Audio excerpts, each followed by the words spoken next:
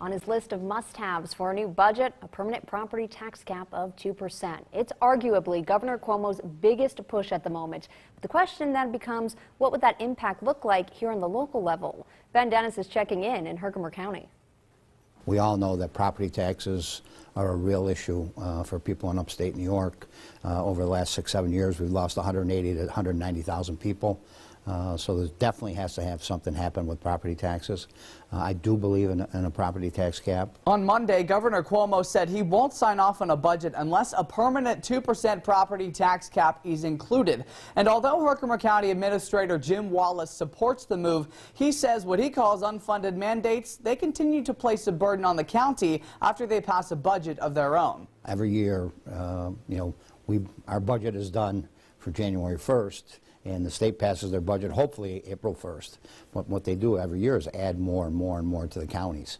And it's not just Herkimer County, it's the 57 counties plus the 5 boroughs in the city, are getting hit in the middle of the year.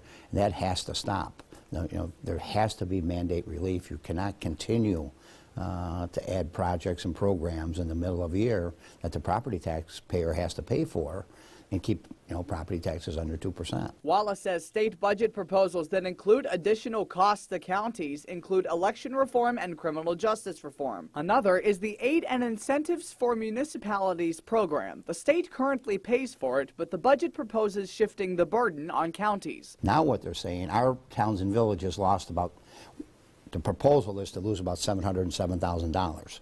The additional money that we're supposed to receive is about $500,000 from the internet sales tax. So if we're supposed to make the towns and villages whole, that looks to me that we're going to take another hit for $150,000, $180,000, $200,000 as a county. In Herkimer, Ben Dennis, Eyewitness News.